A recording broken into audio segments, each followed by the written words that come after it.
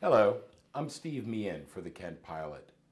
We are joined by Chestertown Utilities Manager Bob Sipes, who for over the past 20 years has kept a watchful eye on an oil spill at the hospital here. The spill is estimated at 160,000 gallons and is said to be the largest heating oil spill in Maryland history. It is also estimated that 80,000 gallons remain below the surface at the hospital.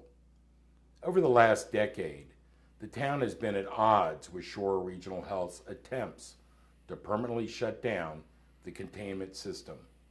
Bob Sipes, welcome to the Kent Pilot. Thank you.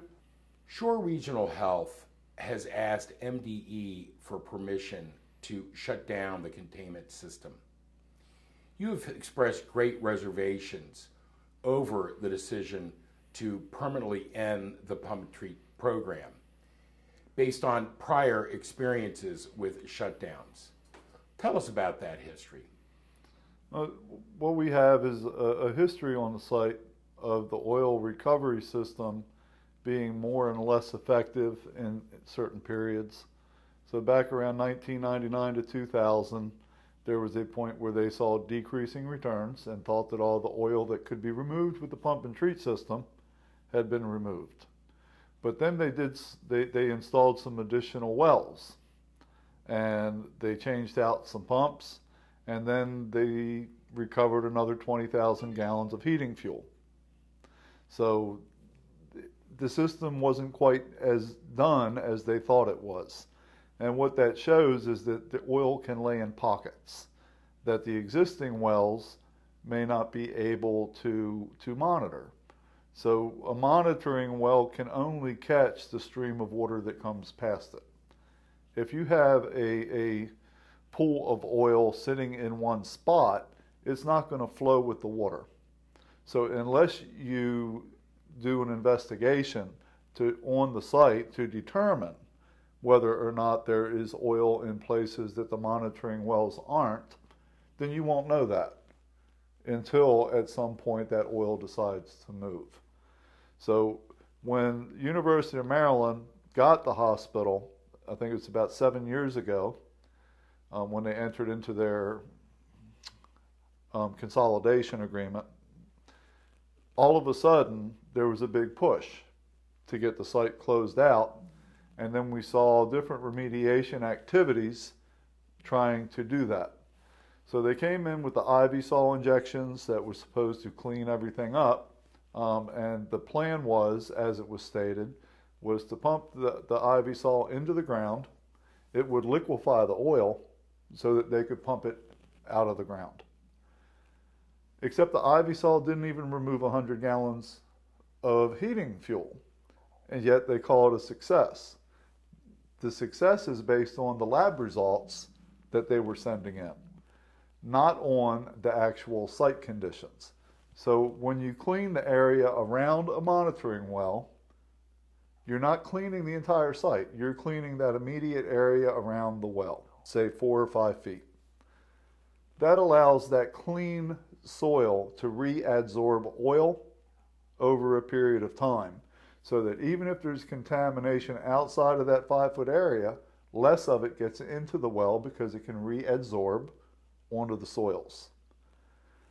So I think before a shutdown is considered, they should have done a complete site investigation to include soil borings in the areas where the monitoring wells are not, to determine whether there are pockets of oil that still remain.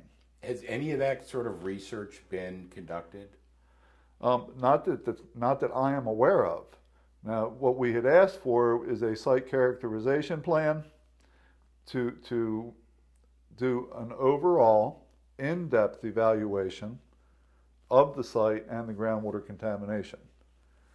But that's never been done. The geologist that worked for MDE, when it was fired up, he outlined what that would mean. I am not a geologist. So what it takes to do a comprehensive site evaluation, MDE knows what that is.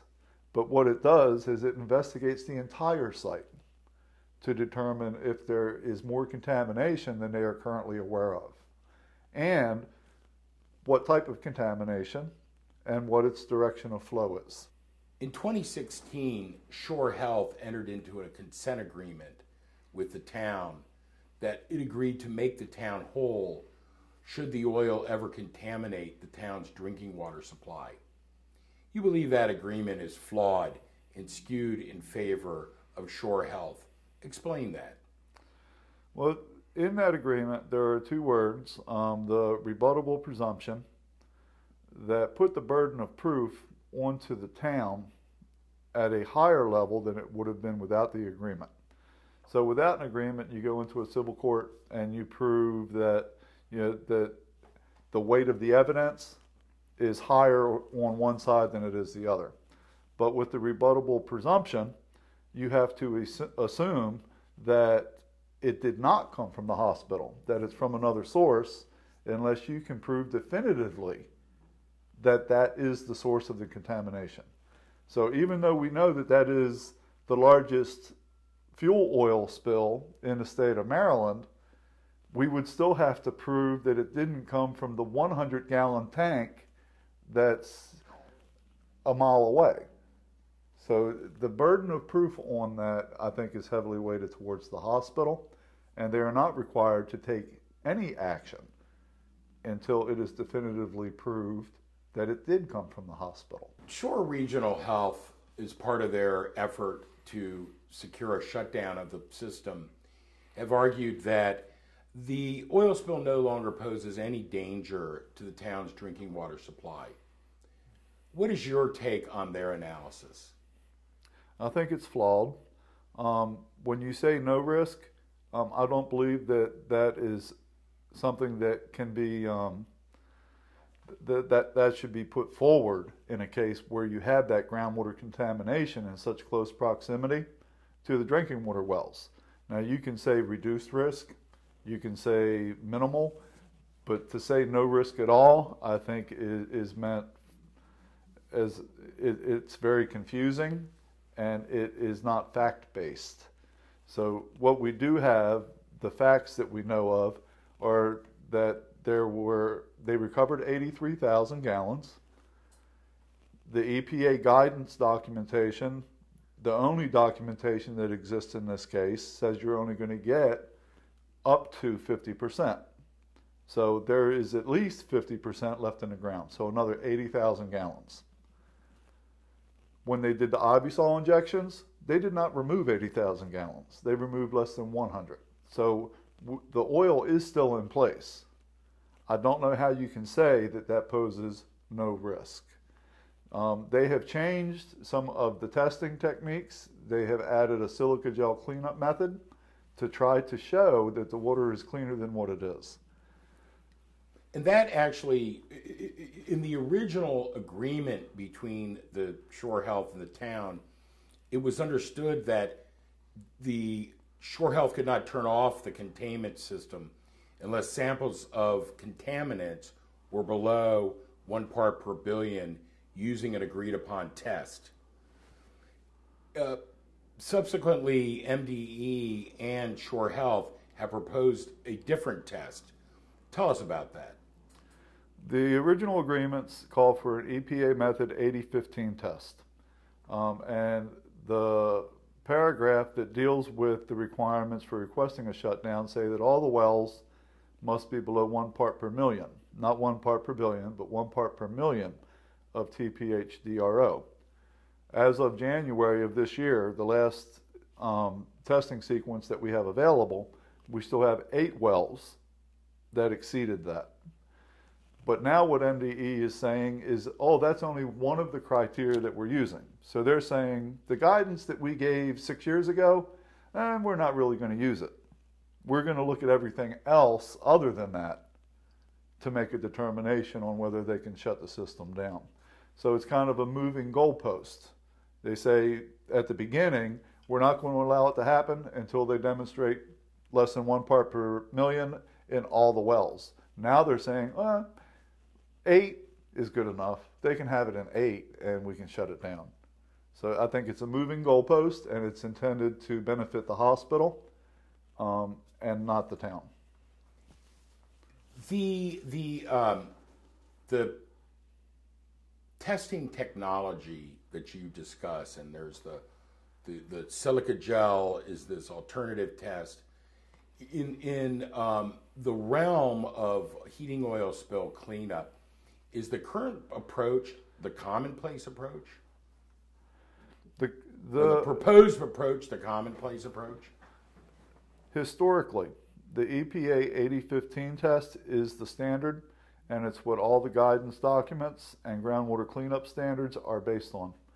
The silica gel cleanup method that is being used now, it's odd because when we say, is the silica gel cleanup method going to be used to determine the groundwater cleanup standard? And nobody will answer that. What they will say instead, even to a direct question, is, well, we're going to use all the factors that we know of combined. So they won't address the silica gel cleanup specifically as far as it being used to determine whether a system shutdown can be done. But what when you test for TPH-DRO using the 8015 and you get 10 parts per million in a well, that's not safe to drink. Then you run it through the silica gel filter. After you do the 8015 test, you do the silica gel cleanup, which has its own EPA method. I just can't remember it right now. So you run it through the silica gel cleanup, and then all of a sudden, instead of 10 parts per million, you have half of a part per million. Now, is that just for that sample? That's for that sample. So you get it down to 0.5 parts per million. That's the issue, is you're making it look cleaner than it is. The 10 part per million TPH-DRO is still in the water that's coming out of the ground. But you ran a test to reduce it to 0.5 parts per million. Regardless of what you're filtering out, it should still be part of the total TPH-DRO number that is the standard. And the standard is set considering interferences and other things that may be measured outside of that. So when the standard is the EPA method 8015, but then you go outside of that just to make it appear that the samples are cleaner than they really are, what you're doing is you're engaging in smoke and mirrors. If I were to do that in my job, if I was required to test for suspended solids at the wastewater plant, and I decided I was going to run it through a filter first before I sent it to the lab, I would be put in jail. Because that's sample fixing.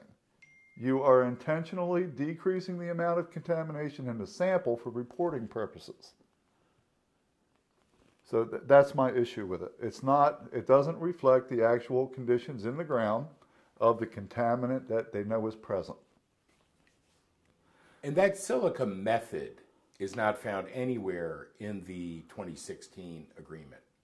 It is not. What is specified in the agreement is EPA method 8015. Now, the 8015 method is specific, and it does have a filtration, but the filtration for that has always been the same, and it has been standard. The silica gel cleanup method that they're using has a specific EPA method. So if that's what you wanted to allow, you would have included it in the agreement back then. This is something that they added after the fact and only serves a limited purpose. Did the hospital seek an amendment to the agreement before they adopted the silica gel test method? The hospital's consultant submitted to Maryland Department of the Environment. The town was notified when it was approved, and we expressed concerns with this method, and we asked that it not be used for compliance purposes. But we don't know if it is or not, because we haven't been able to get a straight answer from MDE on whether it is or not, even to the direct question of, is this being used to determine compliance and groundwater cleanup? It almost sounds like there's a transparency issue here, at least on the part of MDE and Shore Health. There are issues throughout this process that I don't think are transparent.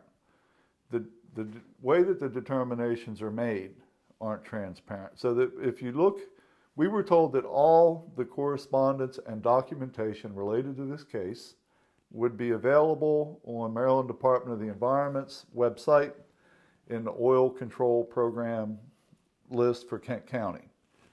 Well, that hasn't been true. So the request for using a different cleanup method or a different test or a different procedure on site or failures of equipment have not been posted. The only thing that gets posted, it's like final documents.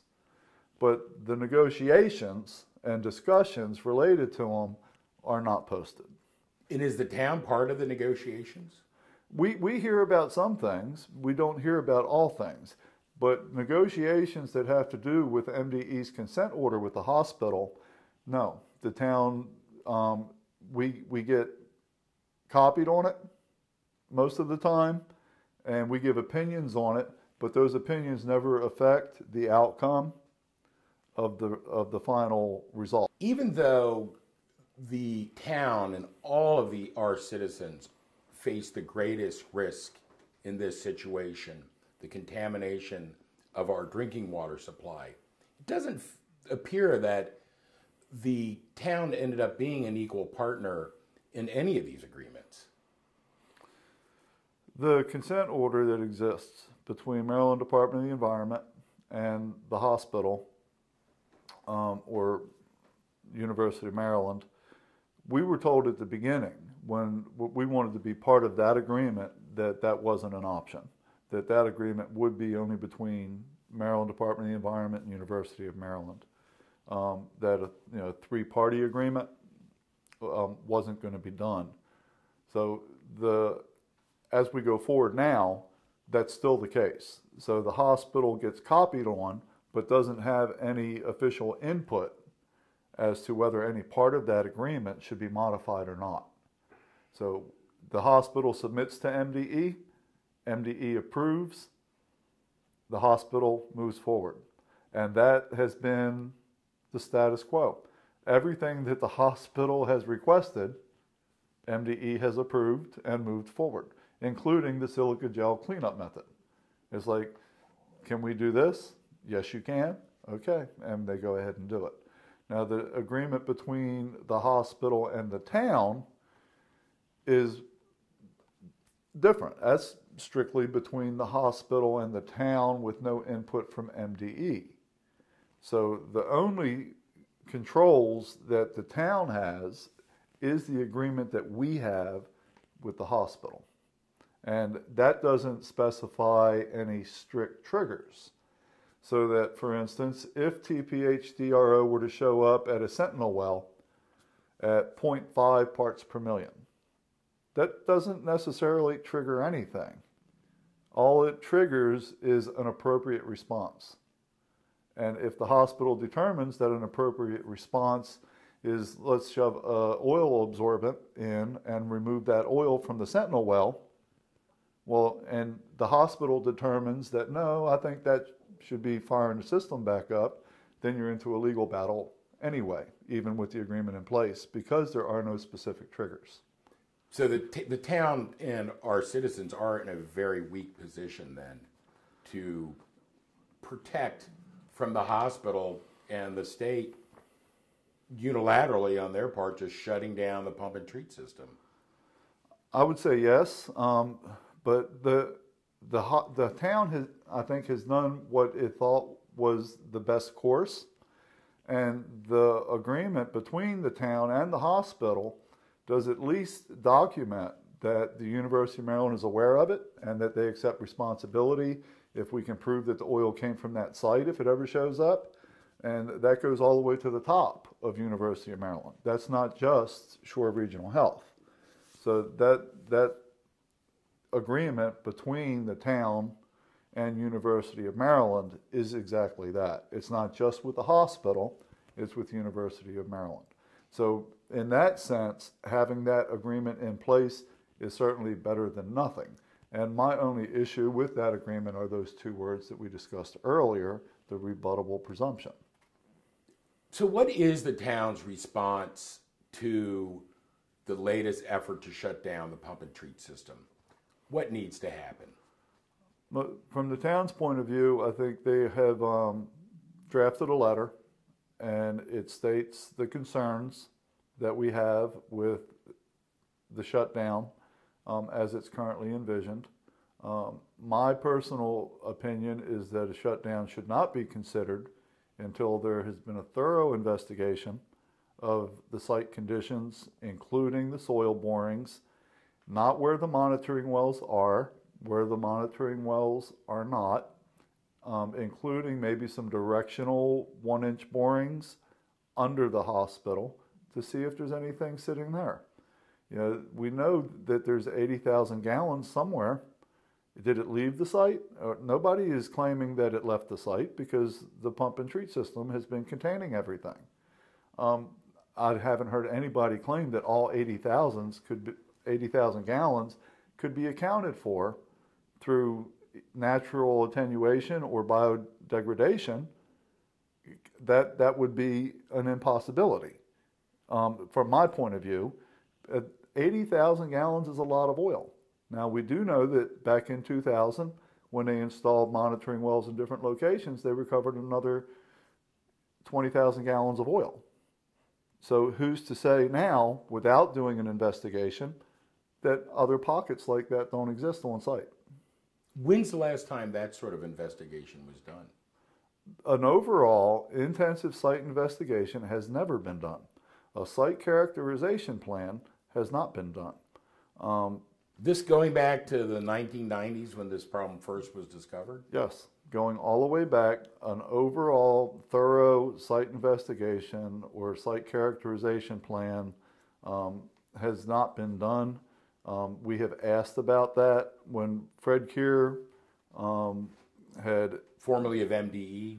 He used to be the geologist on site that was responsible for the site. Back when this came up 7 years ago during the Ivysol injections, he gave his input, and that was his recommendation, that there be a site characterization plan done up, I believe is the wording that he used. But basically it just means that we still don't know everything about the site. We know everything about where the monitoring wells are located, but the areas on the site where there are no monitoring wells, we don't know what's there. Those are the unknown unknowns. Yes, and what I'm talking about, just to be clear, it doesn't mean they have to put a monitoring well every 5 feet. It means you just do a soil boring, you know, a 1-inch line into the ground, draw it back out and see if it has oil on it, how much oil's on it. You know, you do that throughout the site, and I think everybody's confidence level can go up if those come back clean. That, you know, hey, maybe the site really is clean and something's happened here that we don't understand. So until that is done, I'm not comfortable with the shutdown, and I don't think it is going to last very long. But they've got a lot of monitoring to do. So even after the system is shut down, and if oil shows up in one of the wells, they might have to fire it back up. But again, there is no trigger level, even in the consent order.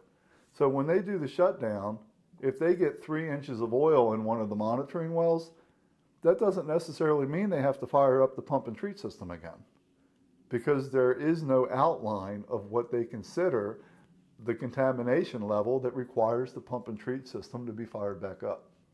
Bob Sipes, thanks for joining us. And for the Kent Pilot, I'm Steve Meehan.